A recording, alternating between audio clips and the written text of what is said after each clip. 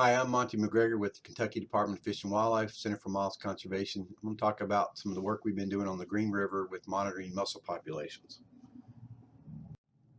First, I'd like to acknowledge some of our staff, uh, our administrative staff as well, some of the funding sources. Some of this work has been done with U.S. Fish and Wildlife Service funding and state wildlife grants as well. We also can't do this work without a lot of partners. A lot of our quantitative monitoring requires a lot of volunteers, and we have a lot of university partners and other non-government and government organizations that help us with that. And we also thank our families for all the put up with all our mussel excursions. Well, North America is a very rich mussel fauna, and Kentucky is right in the heart of the Ohio River system. We have over 100 species of mussels, 41 genera. We have 27 federally threatened and endangered species. 8 of these are extirpated. And we have 10 major river systems. And today we're going to be talking about the Green in particular, which is one of our better river systems with over 70-something species. This, again, study was funded part in the U.S. Fish and Wildlife Service originally the first few years from a Prevent Extinction grant from U.S. Fish and Wildlife Service. The Green is located in the central southwestern Kentucky. It's a large tributary of the Ohio River. It's got over 100 miles of free-flowing water, and now with even more with some of the dams that have been taken out in the last few years. And we have 29 species of mussels that are fish that are imperiled. 17 federally listed mussel species in the Green. 3 of these have been extirpated, and some of them now, one of them extinct. And but we still have pretty good extant populations of several things. We also have one endemic mussel, Velosa ortmani, now in Lee Unio, and a lot of species of fish as well. We have 74 species we think that are in the Green River. 25% of the North American fauna, and 60%, 3% of our 27 endangered species are that are in the state or in this river. 32 of all the listed species are here as well, and we have 28 species that are on the species of greatest conservation need. We still have about 39 species we think that are currently stable in the Green, and that's a good thing, and we see some improvements in some of those as well. The 3 species that are extinct, the leaf shell, wabash riffle shell, and the turquoise blossom. These are 3 epioblasmas that tend to be the hardest hit genus in North America. So basically we selected sites based on historic and recent records, and we conducted an intense quantitative survey to detect rare species and monitor long term, and we wanted to determine the density levels and detect rare, uncommon, and abundant species. We sampled basically about anywhere from 10 to 25% of the stream bed, using 1 meter square quadrants, and this allowed us to do pretty intense work and allow us to get some age distributions. We measured all the individuals we collected so we can look for recruitment and species distribution patterns. So within a segment we divided up into 60 possible sample locations within a block, which is basically 3 meters wide and 20 meters long, and we just allowed this to be called 1 left, 1 middle, 1 right, just to allow us to get to this spot. And here's an example on the left of 2 meter square grids on the bottom, and kind of the flag showing where the mussels are located within that 1 grid. Here's what it looks like in the field. We put stakes on the banks and ropes across the top. Sometimes we just put stakes in the water and allow us to find and locate these specific areas so we can know exactly where we're at. The mussels are removed, counted, measured, all using a little clipboard. And then these mussels are placed right back into the grid once the sampling is done. It takes anywhere from 5 to 12 minutes typically to do 1 grid. Lots of people, lots of time. This particular site, we had over 70-something people help us out, about 30 people a day. We had run about 12 blocks at a time, which was a pretty good amount of work, and most of the people are fairly close to each other, but still they're separated enough not to interfere with their sample. So what did we find? Well, in the 4 different events we sampled in 2004, 9, 14, and 19, we sampled 715 meter square samples, typically about 177 to 180 each event. We found 33 species, possibly 34 if you count some of the new names, and over 5,800 individuals that we were collected. The average density was anywhere from 6 to 10 per square meter, and a large range from nothing to up to 60 something. Just to give you an example of kind of what species that we collected, 85% of the mussels typically were made up by less than 10 species. So that means of the 33 that are there, only a few are making up the bulk of the densities. So for instance, in the green bar represents the 2004 sampling event. We can see that the Actinonitis ligamentina, which is the mucket at the bottom, made up almost 70%. Compared to the other years, it dropped off a little bit, and I think what happened, as I'll explain in a minute, is some of these were really old animals and they died off.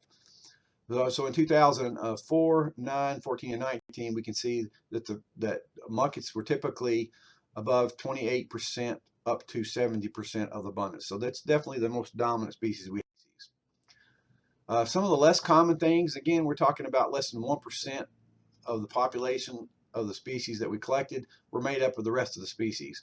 So to give example, for instance, Truncilla truncata was less than 0.7% in all four of the sampling events. So it's a pretty rare animal at the site. Other species such as Elasmodon marginata, Siphius, and the endangered species, all of these are pretty rare compared to the common ones. Here's what the assemblage looks like at the site. It's a very diverse fauna with a lot of different size groups of lots of species. Well, the density estimates between the 4 different sampling events, again, we're looking at the most common things. The muckets typically ran from about just under 3 per square meter on average up to over 5 per square meter. The densities were much higher in 2004 than they were in the other years for the muckets. And again, I think we had a large group of old muckets that died off between 2004 and 2009, which explains this density. For some of the other species that made up less than 1 per square meter, for instance, like Fuscinae subrotunda, their densities ranged anywhere from 0.2 to 0.4 per square meter between all the 4 years.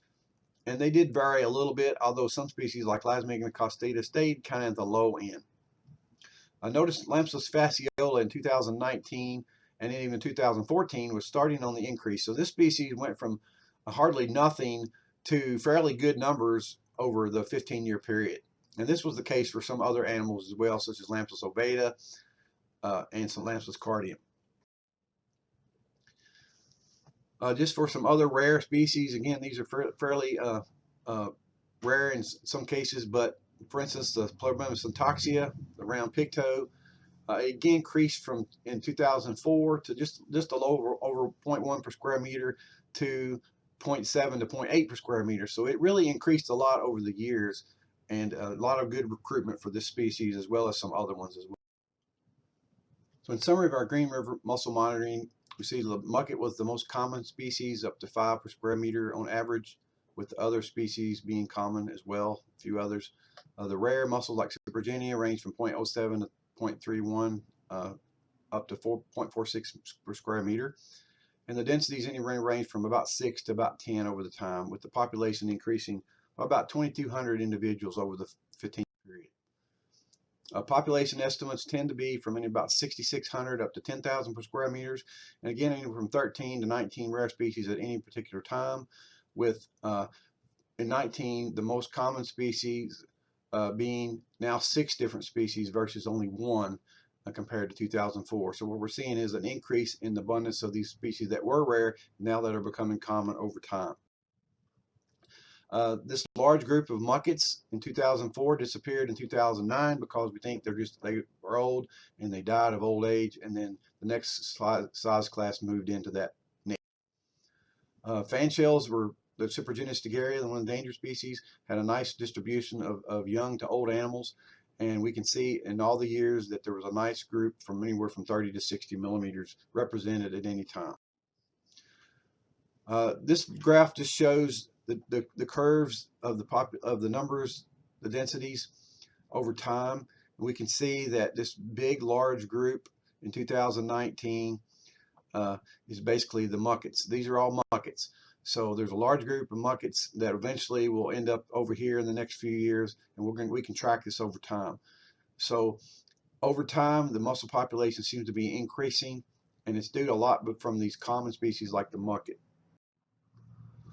A good example of that is Pustulosa was 1.3 per square meter in 04, and now it's 8.5. Tuberculata was 5.7 up to 8.5, and it peaked to 9 and went back down.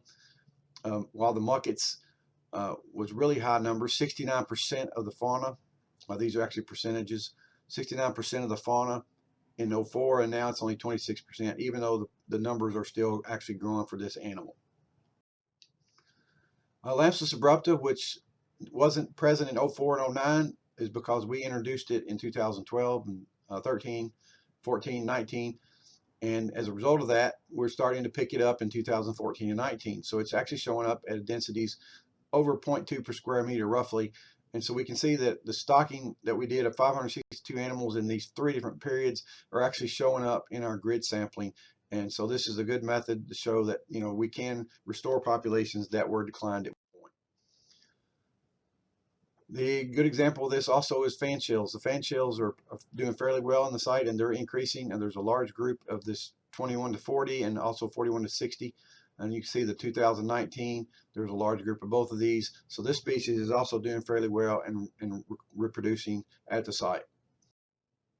So in summary, we sampled 4 different vents, 715 meter square samples, 33 species with 5 endangered, including fanshell, sheepnose, rough pigtoe, pink mucket, and rabbit's foot. The total population increased in 15 years by about 2,200 individuals, and we can see our population estimates were anywhere from 6,600 to 10,000 per this 1,000 square meter area. I'd like to thank all the people that helped with this project. At this point, we will conclude the talk and have any questions.